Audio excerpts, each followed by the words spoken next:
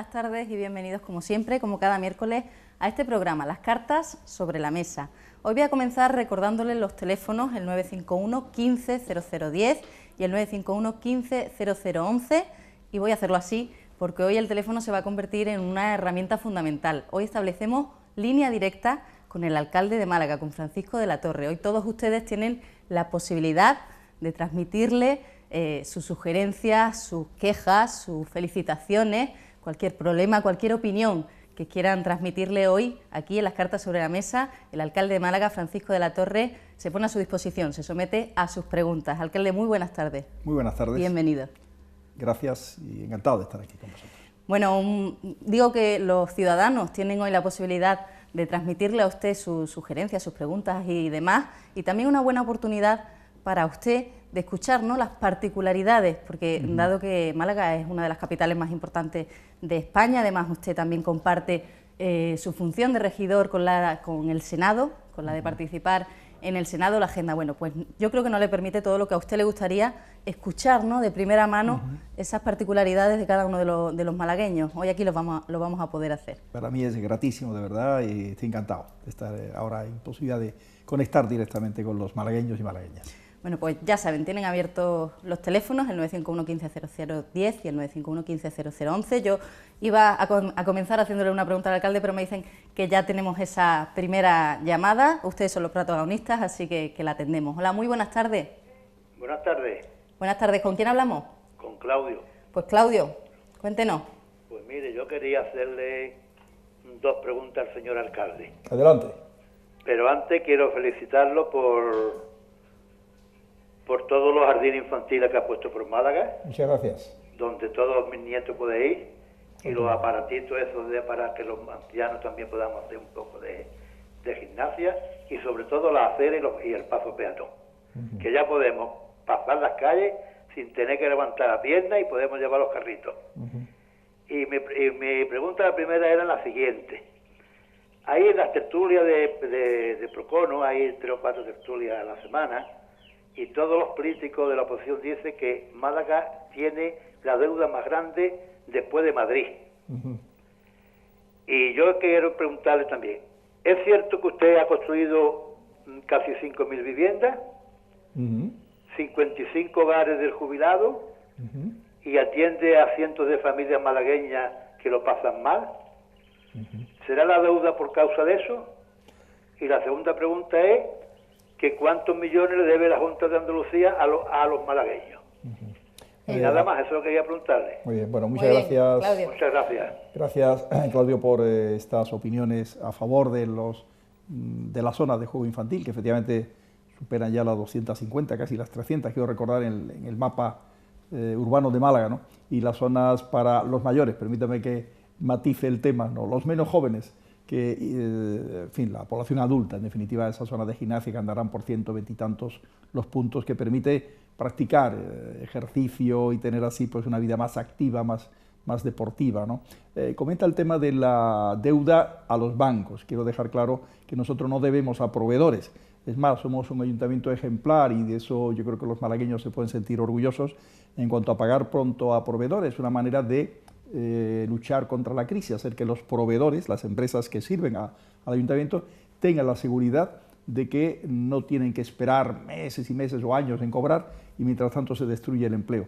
Estamos ya en poco más de 23 días, hemos reducido, estábamos en 30 y tantos días, estamos por debajo de la cantidad que las leyes exigen y que muy poca gente cumple esas normas ahora mismo, ¿no? Eso es satisfactorio. Debemos dinero a los bancos, efectivamente, hasta andaremos quizás por debajo de 700 millones de euros de ese orden. No sé la cifra exacta porque eso el Banco de España trimestralmente la va actualizando, ¿no? Iremos descendiendo porque ahora no estamos haciendo nuevos créditos, o sea, firmando nuevos créditos, pero claro, gran parte de esa deuda tiene que ver con el número de viviendas. Ha recordado, hemos hecho unas 5.000, más de 5.000 en los años que llevo de alcalde, y mientras tanto hay que recordar que no es obligación justamente del ayuntamiento, sino de la autonomía, y yo lamento decirlo así, pero es verdad, ¿no? Y la autonomía no está haciendo las viviendas que debiera hacer, ha hecho 36, ¿no? Y del orden de unos 140, 150 millones de euros de los créditos tienen que ver con esta acción en materia de vivienda.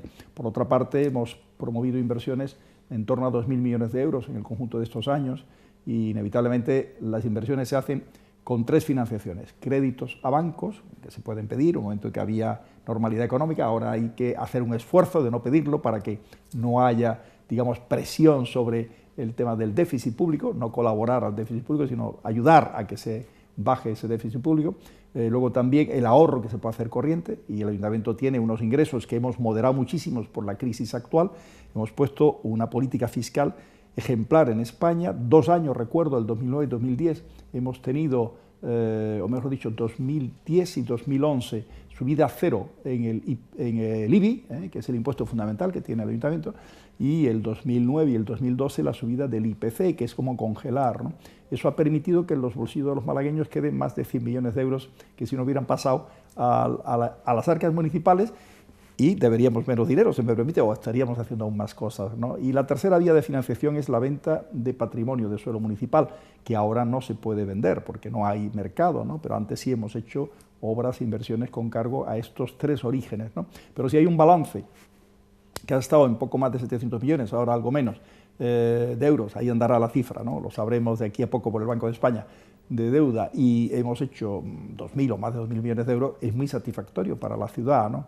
Yo creo que hay que enfocarlo de esa manera. Las inversiones se nutren de esta forma. Luego el gasto corriente, eso con los ingresos corrientes, que son los ingresos de impuestos y aportaciones de los impuestos estatales también al Ayuntamiento. En cualquier caso, muchas gracias por su interés, muchas gracias por sus Preguntaba palabras. también, Claudio, alcalde, por la deuda de la Junta de Andalucía para con Sí, Málaga. bueno, al Ayuntamiento de Málaga debe estar en algo más de 30 millones de euros, recuerdo las últimas cifras de ese orden, de distintos convenios o temas de impuestos, de tasas, etcétera, ¿no?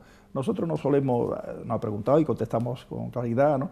No estamos tampoco presionando sobre ello, tenemos una situación de solvencia suficiente, de tesorería positiva, seguimos pagando a proveedores bien y, bueno, sabemos que la Junta tratará de pagarlo, también es cierto, ¿no? Pero hay retrasos a veces significativos en algunos temas de vivienda, en temas también de la política de empleo, donde estamos también haciendo una política que no es obligación nuestra, es como la de vivienda, es la Junta la que tiene que hacer esas políticas activas de empleo, pero nosotros, el Instituto Municipal de Formación y Empleo, también está tratando de ayudar y colaborar lo más posible, no ahora en la crisis, sino no solo en la crisis ahora, sino ya de antes, ahora con más esfuerzo todavía. Bueno, aquí la reforma de la Administración local hará algunos cambios. Es un tema complejo, ¿no? Si hay lugar lo comentamos hoy. Pero vamos a seguir atendiendo llamadas de los malagueños, que es lo que hoy nos proponemos. Hola, muy buenas tardes. Hola, buenas tardes. ¿Qué pasa, hija? ¿Qué tal? ¿Con quién hablamos?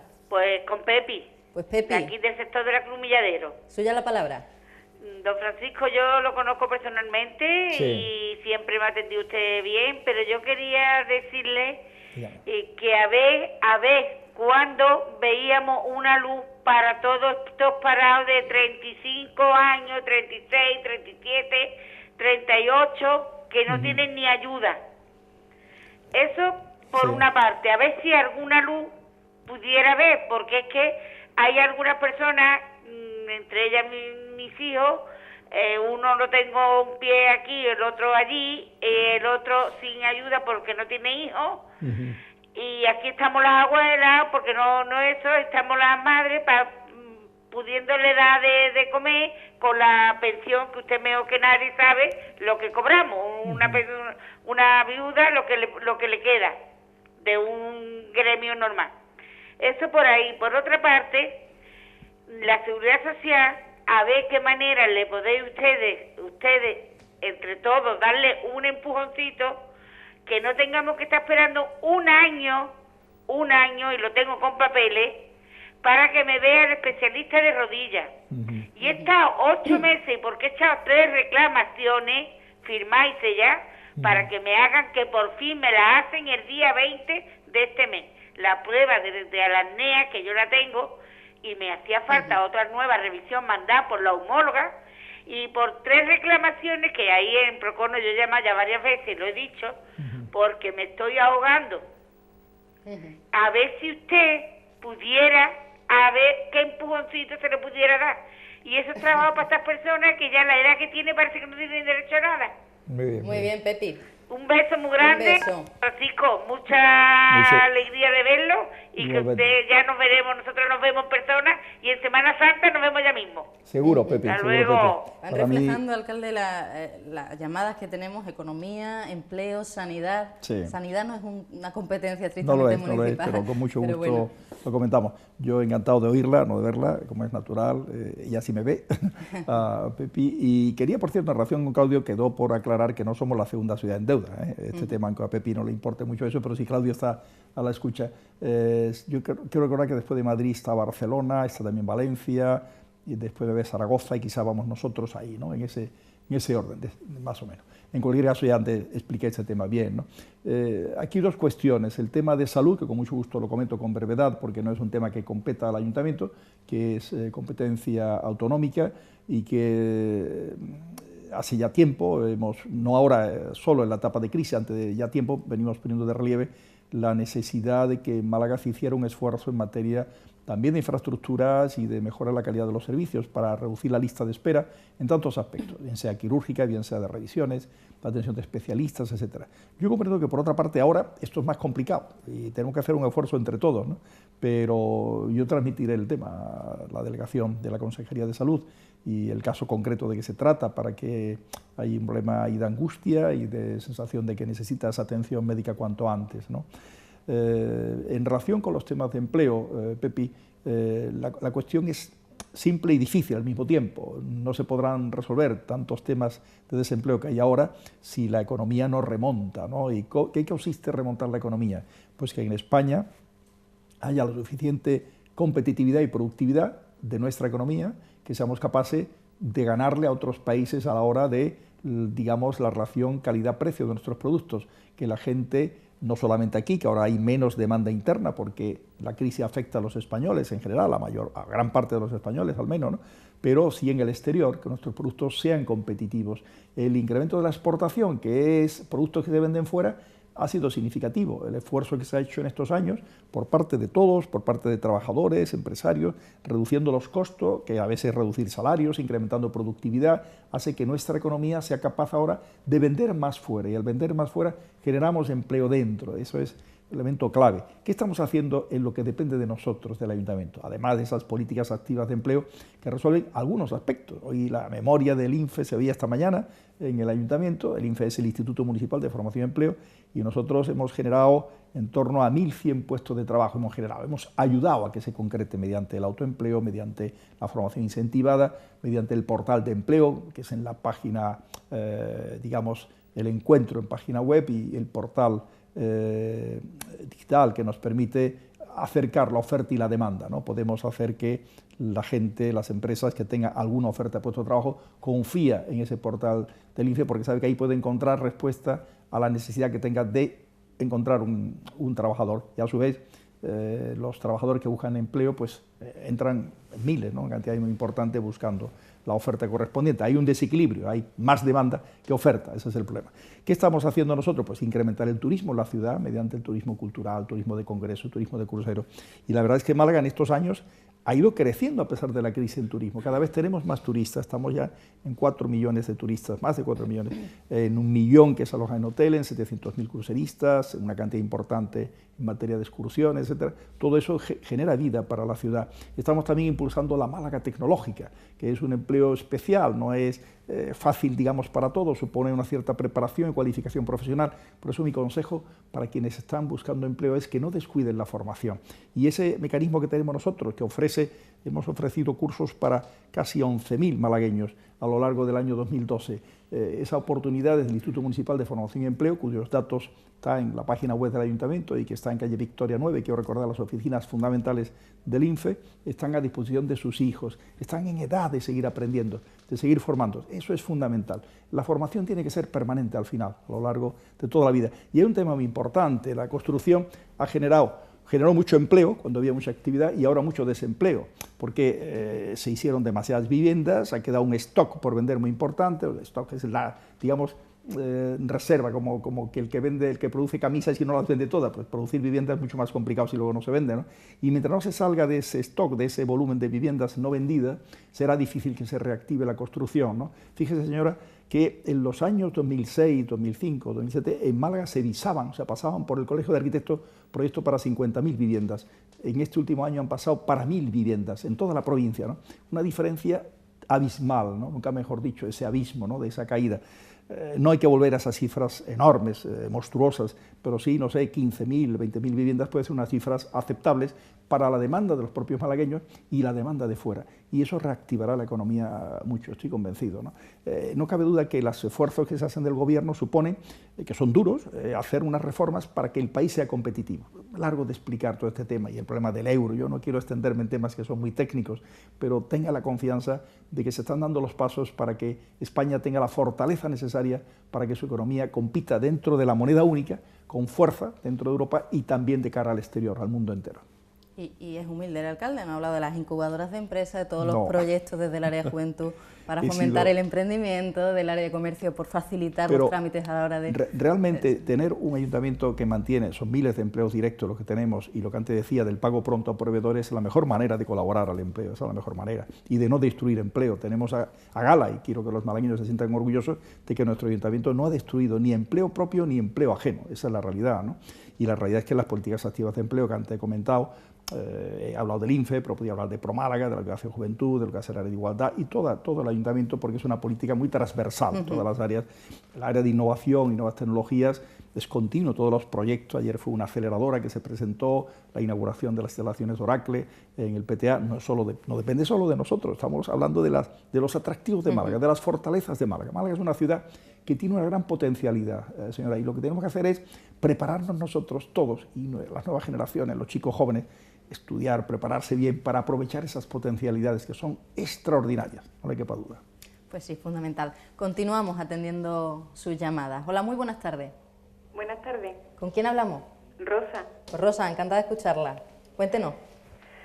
Pues darle la enhorabuena a don Francisco en primer lugar por su trabajo realizado como alcalde, por su cercanía y por su amor a Málaga, que de alguna manera se le ve en el momento en que llega cualquier evento como la Semana Santa, o por su entrega a Málaga.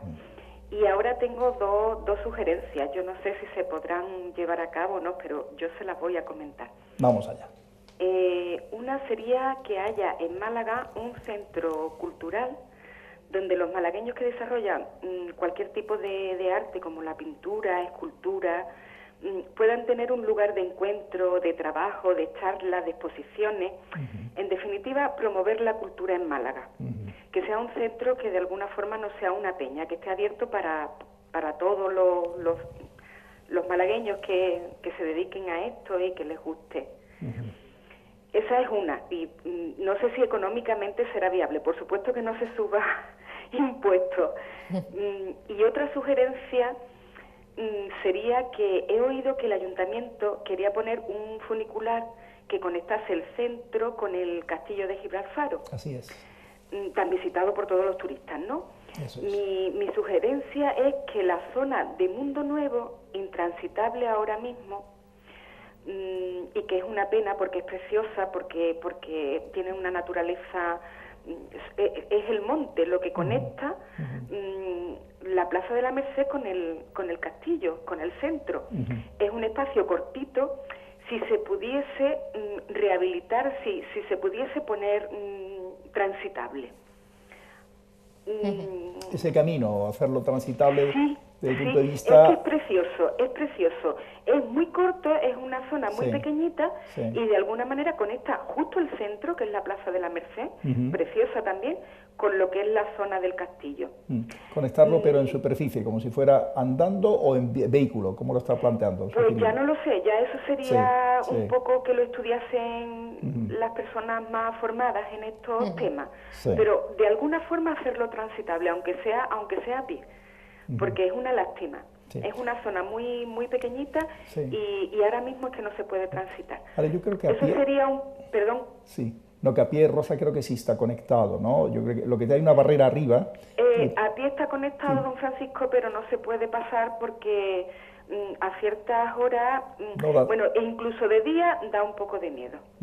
Se lo digo porque es una zona a la cual frecuento y y me da cosa porque digo, siendo una zona tan pequeñita, tan bonita, tan natural y que conecta en pocos minutos, incluso andando, el centro con el castillo, como no sé, se me ocurre, no entiendo de esto ya, pero poner guardas jurados, serían puestos de trabajo y bueno, pues esto, por supuesto que no fuese costoso, pero si fuese muy costoso, ver la posibilidad de ir haciéndolo poco a poco, de recuperar ese camino de mundo nuevo. Sí.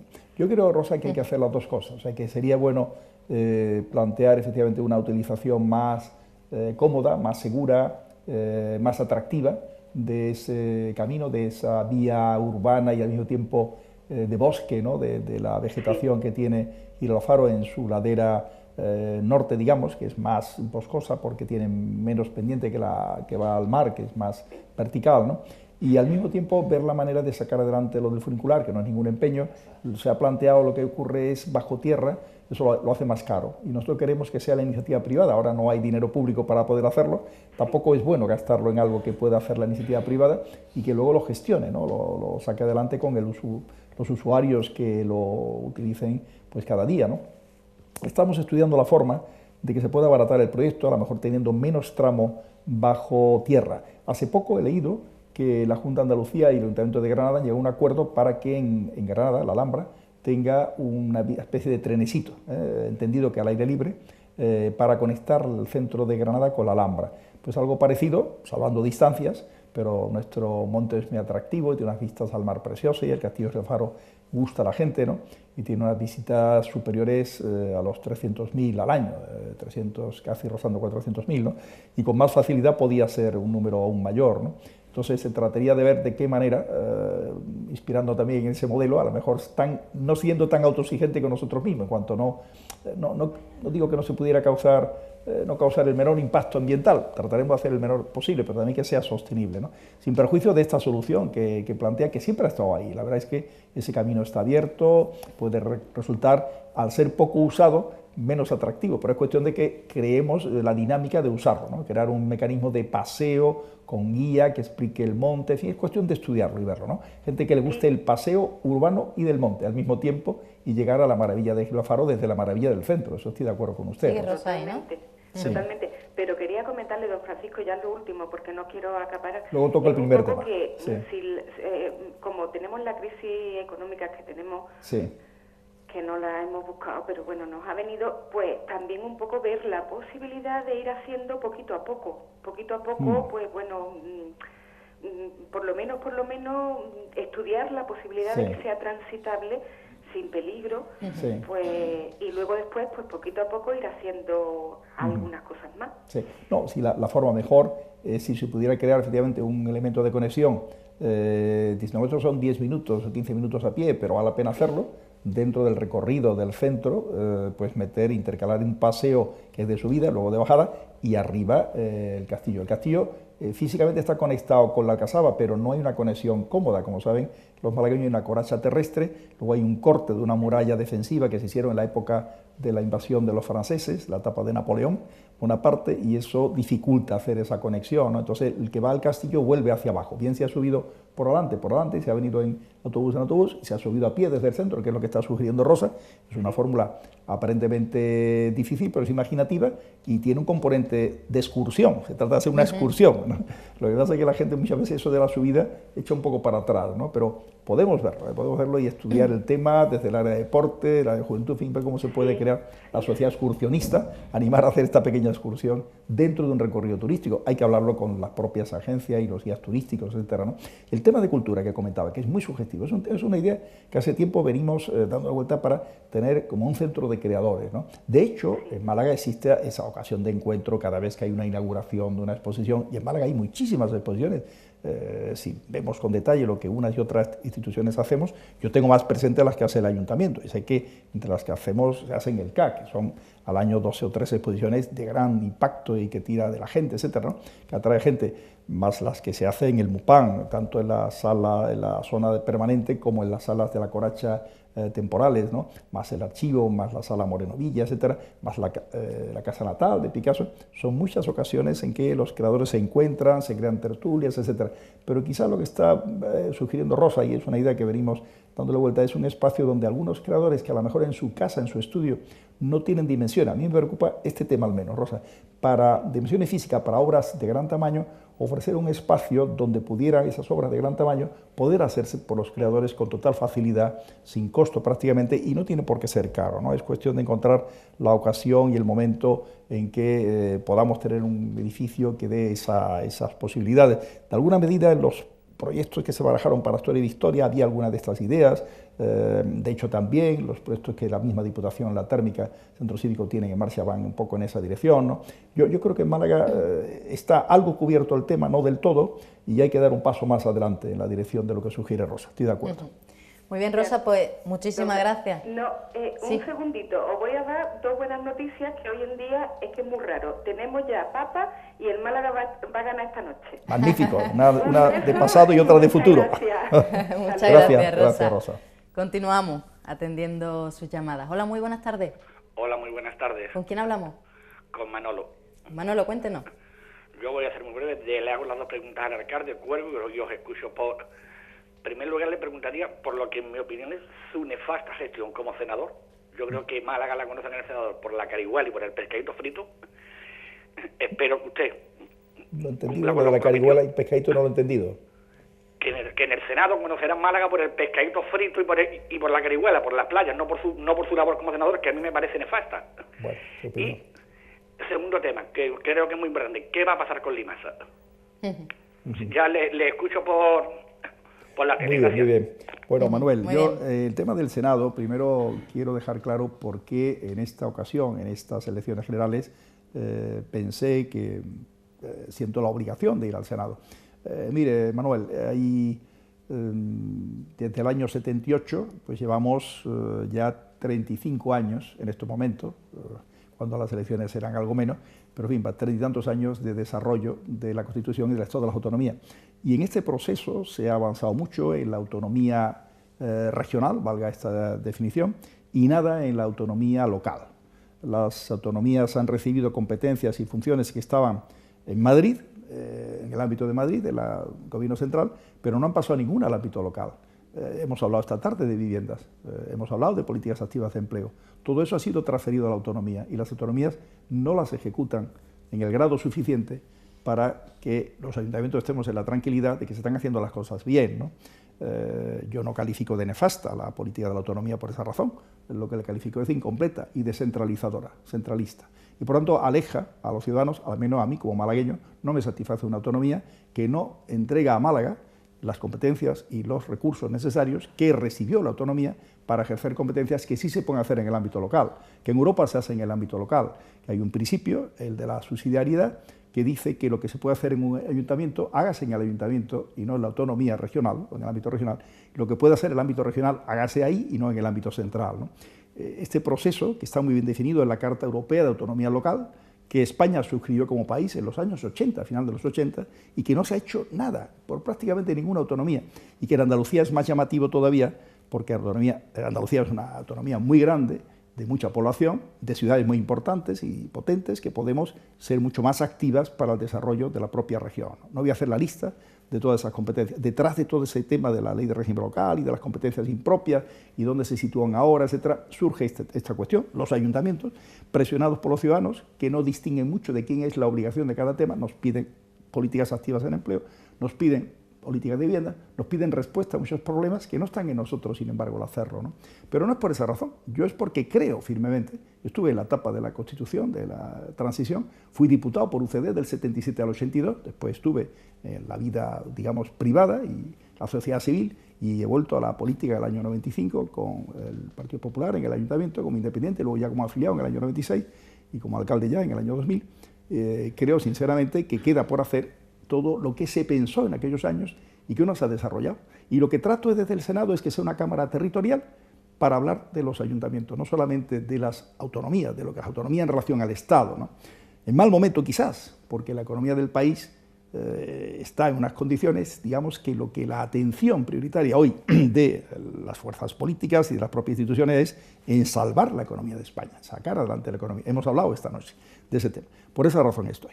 Y lógicamente yo planteo a los ministros cada martes de las 2 semanas que hay sesiones de Senado y que hay sesiones de control y que hay preguntas, pues temas se los planteo no públicamente allí en el hemiciclo, sino en pasillos, en despacho, en el propio hemiciclo, pero no en los, digamos, debates públicos del Pleno del Senado, pero sí en la relación directa que puedo tener, ya que cada tarde de esas hay 4, 5, 6 o 7 miembros del Gobierno que acuden a responder a temas que plantea la oposición. Yo no soy del partido de la oposición, soy del partido que apoya al Gobierno, pero eso me permite tener una facilidad de contacto que, en relación con Málaga, lo hago todas las tardes en que hay, ya digo, Senado y control de Senado correspondiente. Por lo tanto, en relación a esta cuestión, creo que le he contestado que estoy muy tranquilo desde el punto de vista de mi conciencia, de mi trabajo, en relación a Málaga y en relación al Senado. Presido la Comisión de Entes Locales, estudiaremos el anteproyecto de ley, que digo que es muy complejo, muy difícil, porque el Gobierno, ese tema de la autonomía local, no está en su mano resolverlo.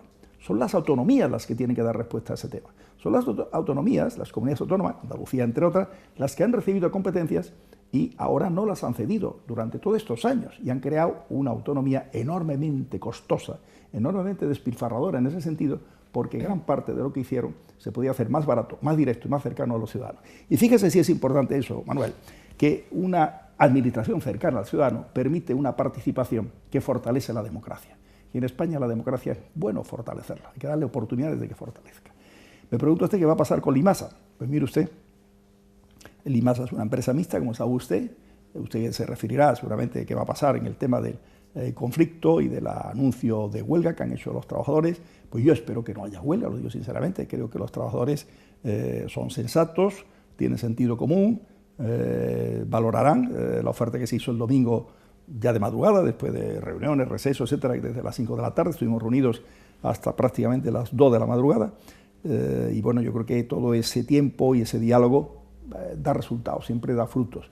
Era quizá difícil que esa misma noche quedara todo resuelto, y yo tengo la ilusión y la esperanza y casi la seguridad de que debe de quedar bien resuelto, porque no tendría sentido, no sería difícil explicar, lo digo sinceramente, una huelga en estos momentos, porque si quedara algún momento, algún tema pendiente que no se pudiera resolver, se puede hasta aplazar, digamos, el conflicto después de la Semana Santa, que tiene toda la lógica hacerlo, pero es que estoy convencido que se puede hacer y resolver todo en estos mismos días, ¿no?, en que estamos.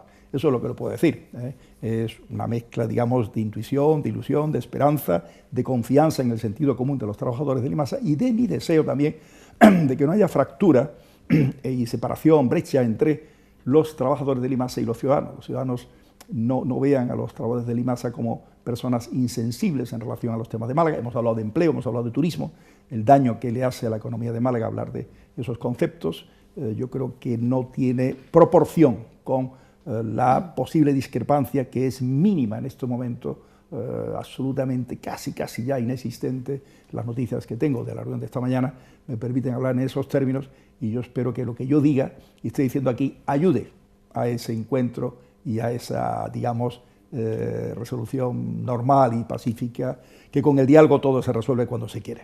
Más con el ejemplo que tenemos tan reciente de Sevilla, ¿no?, de lo que ocurrió más o menos en una Semana Santa. Yo también estoy convencida de que ya las posturas se van acercando y que se va a llegar a un acuerdo. Continuamos, alcalde, atendiendo a los ciudadanos, atendiendo sus sugerencias, sus preguntas, y tenemos a alguien al teléfono. Hola, muy buenas tardes. Hola, buenas tardes. Hola, buenas tardes. Ahora, buenas tardes. ¿Con quién hablamos? Yo tengo algo mal en el teléfono. ¿Con quién hablamos? Con Isabel. Pues Isabel, suya la palabra, cuéntenos. Yo quería, no sé cómo expresarme, porque tampoco tiene la culpa, pero a ver si me puede contestar a algo. El señor alcalde en Málaga para mí ha hecho muchísimo. Málaga es otra, yo le tengo muchísima simpatía, pero ahora le voy a dar la otra cara. Muy bien, la de arena.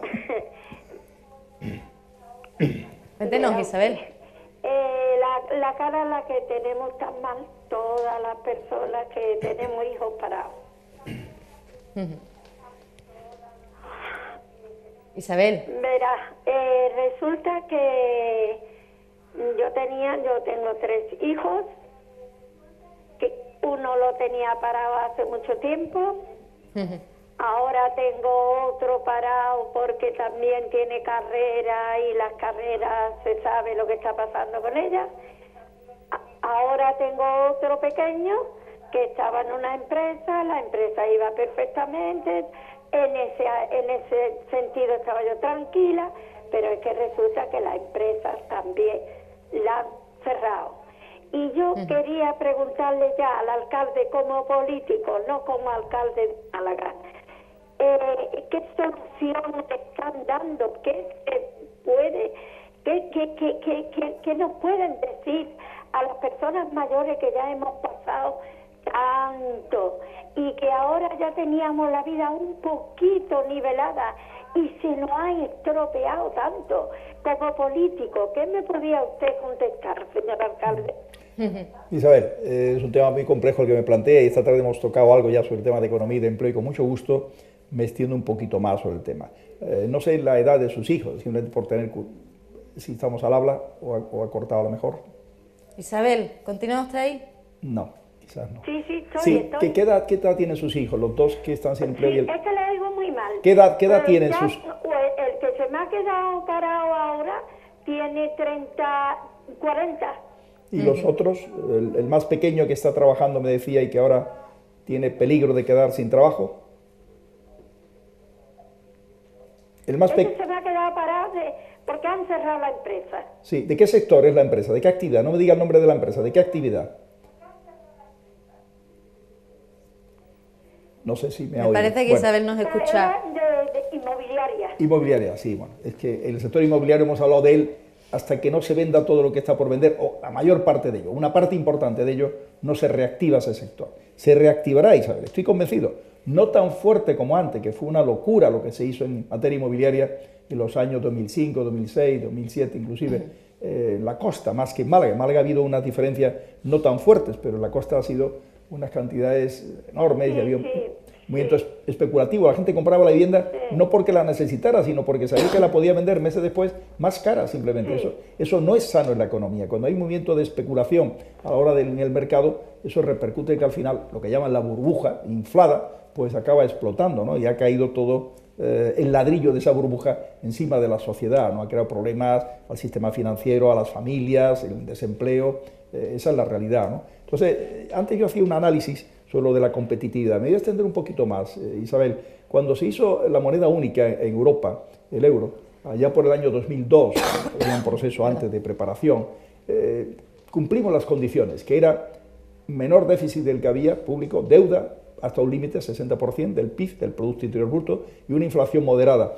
Pero el problema es que España tenía que haber empezado también a cumplir, y había que haber empezado desde que entramos en Europa, el año 1986, las coordenadas europeas, si se me permite, o sea, la productividad europea, la competitividad europea, la calidad de la educación, la innovación, el compromiso por la innovación, el espíritu de empresa, que hay más países europeos, hay más fuerte que nosotros, todo eso teníamos que haber hecho un esfuerzo en esa dirección, ¿no?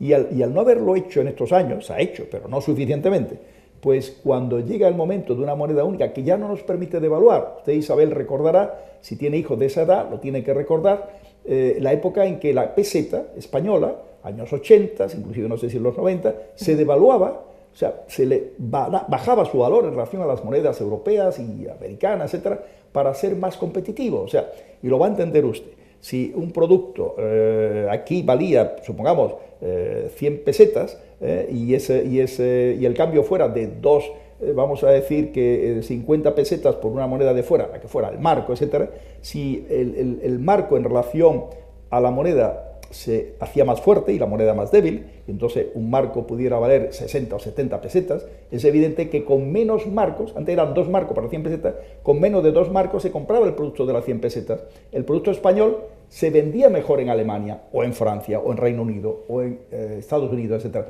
Y a su vez los turistas venían y encontraban más pesetas por las mismas monedas que antes. El turismo era más competitivo, el español, ¿no? La devaluación que nos hacía más difícil invertir fuera, importar, etcétera, era un mecanismo automático de corrección. Pero la moneda única tiene muchísimas ventajas, nos da una imagen de mucho más fortaleza, de proyección de la economía española hacia afuera, pero obliga a hacer esas asignaturas que no se han hecho. Ese es el problema que tenemos. Y esa gran tarea colectiva, que es de todo, que no es de un gobierno, de otro, de las autonomías, de los ayuntamientos, sino de toda la sociedad, en las que tenemos que ser capaces de hacer entre todos. Yo lo veo así el análisis. Hay más aspectos de la crisis, pero este me parece que es el esencial y el fundamental. Y por eso la palabra esfuerzo, la palabra sacrificio en el buen sentido de la palabra, el buen sentido, no es sacrificarnos porque sí, pero hay que hacer un esfuerzo. Entiendo. Perdóneme, señor alcalde. Sí, dígame, Isabel, dígame.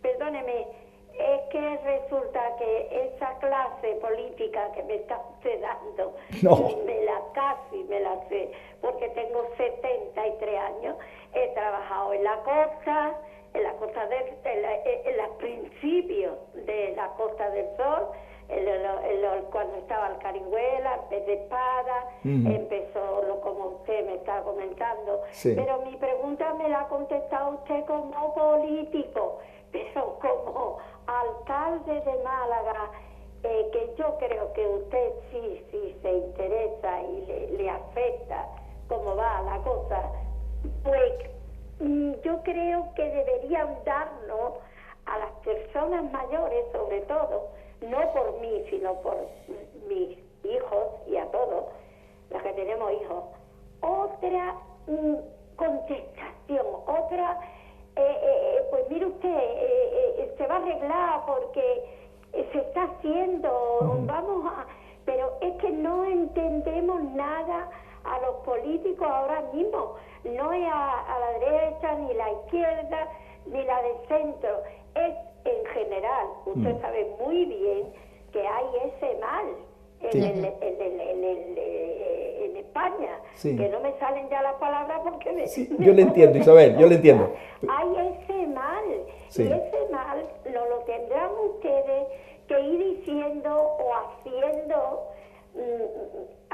tranquilizarnos un poquito. Sí, porque Isabel. Estamos muy tranquilas, Sí. Permítame, Isabel, que añada algunas ideas más a lo que antes le decía. O sea que yo lo que trataba de decirles es que cuando no se puede ya devaluar la peseta, usted por su edad lo ha vivido y recordará que en el sector turístico ha trabajado en él, como cuando venimos de devaluación volvía a haber más turistas, teníamos un impulso en la economía. Y yo no reclamo eso, yo creo que hay que defender la del euro, pero lo que tenemos que hacer es que en Europa las políticas se marquen como en Estados Unidos de América, de una manera global. Lo que ocurre es que al final cada país ha querido conservar su autonomía, cada estado dentro de Europa, y dice, sí, yo la moneda, de acuerdo, unión monetaria, pero lo demás no, que me dejen a mí bandearme en la política fiscal, en la financiera, en la educación, que no me compliquen la vida en exceso, la productividad, etc. Y hay que hacer un esfuerzo, todo el mundo, no solo los gobiernos, los partidos, los empresarios, los sindicatos, los estudiantes, todo el mundo tiene que ponerse las pilas, y de hecho se están poniendo. O sea, hoy España sí es competitiva, lo decía yo hace un momento, porque de hecho se ha devaluado un poco, al devaluar salarios del sector privado y público. ¿Por qué se hace esa devaluación al sector público? Porque como la economía ha entrado en crisis, genera menos ingresos, y entonces lo que sostiene el sistema de gasto, del sistema de bienestar, toda la estructura administrativa de hacer cosas en inversiones, la educación, la sanidad, todo se nutre de la producción que haya en el país, de lo que hagan las empresas, los trabajadores, produciendo economía, permítame esta expresión, ¿no? Así un poco simple. Cuando todo eso cae y los gastos se mantienen, ¿qué ocurre? Ha pasado en el año 2010, 2011, 2009, cifras del orden de 90.000 millones de euros de déficit al año. Llegamos a casi en 3 años a 300.000 millones de euros. Y al final la economía española no podía sostener. Por eso ya el año 2010 el gobierno de entonces hizo una reducción en salarios del personal público. Este gobierno en el año 2012 ha tenido que aplicar políticas de austeridad fuerte porque el déficit del año anterior era mayor que lo que estaba previsto, de lo que Europa nos exigía y esperaba. ¿Qué ocurre si eso no se reduce? Pues que cuando el país pide crédito fuera para poder equilibrar las cuentas, te cobran muy caro, es la famosa prima de la deuda, que ya es la diferencial de lo que le cuesta a los alemanes endeudarse, que es prácticamente nada, y nos cuesta a nosotros. Si nosotros conseguimos dar una imagen de seriedad y de solvencia, ha bajado ya la prima, el coste de la deuda. Y es fundamental porque fíjese que nos gastamos, quiero recordar, en el año 13, más de 40.000 millones de euros nada más que en pagar los intereses de la deuda, por lo caro que son y por la cantidad de deuda que ya tenemos. Y para que eso no nos asfixie la economía, no hay más remedio que frenarlo. Y eso es un esfuerzo de todos. Yo no sé si es que no se explica bien desde el ámbito político. Yo trato de explicárselo a usted, Isabel, y a quien nos escucha, porque es una situación, hombre, yo no digo de emergencia, porque España lo ha dominado y está reconduciéndose, pero habíamos llegado a acumular, por no hacer frente a los problemas, señor alcalde, a su tiempo, un problema para el país, y hay que dar frente al problema, ¿no? Isabel, sí, ya con brevedad, por favor, que se nos escapa el tiempo.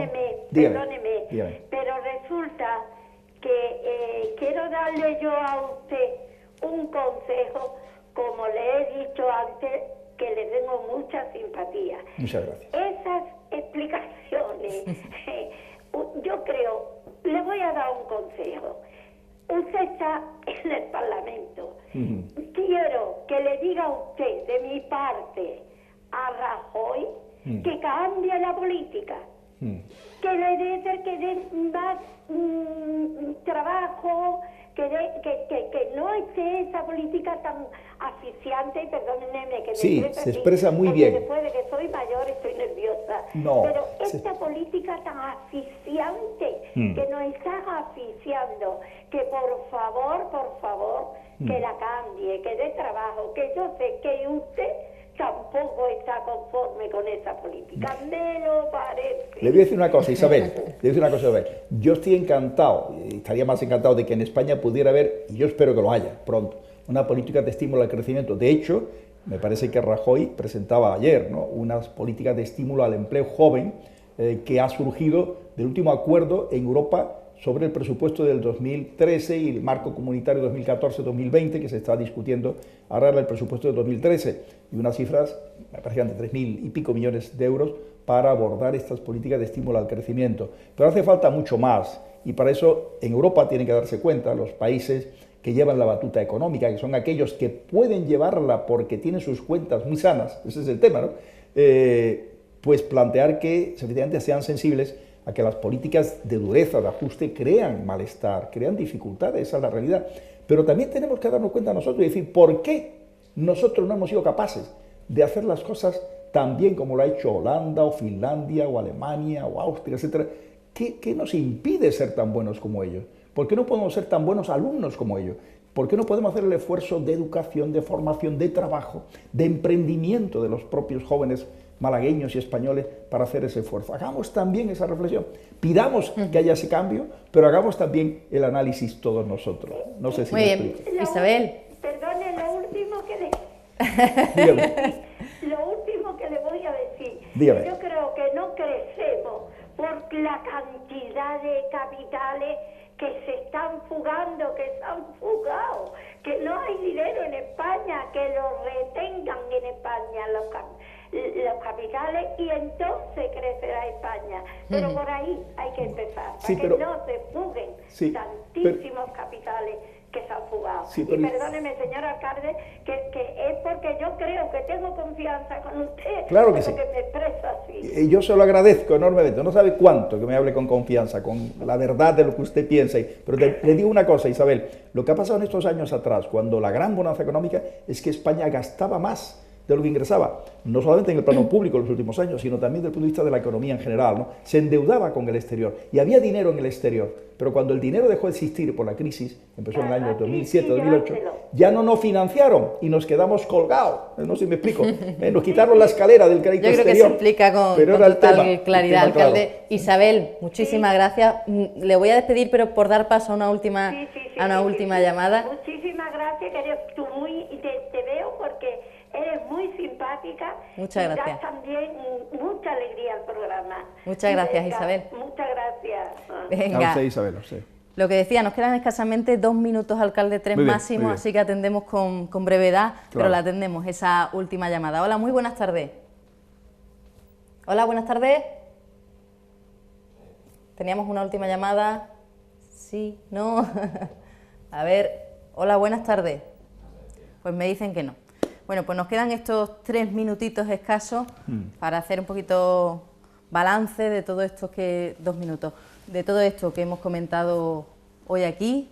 economía, vemos las preocupaciones de los malagueños, Es ¿no? lógico, la de todos los españoles. La preocupación de la economía, el empleo, son básicas, es normal, en cualquier encuesta que se haga, y cuando leí alguna encuesta que se ha hecho, tiene que salir como uno de los temas primeros, ¿no? Porque es un porcentaje muy alto de desempleo el que tiene España.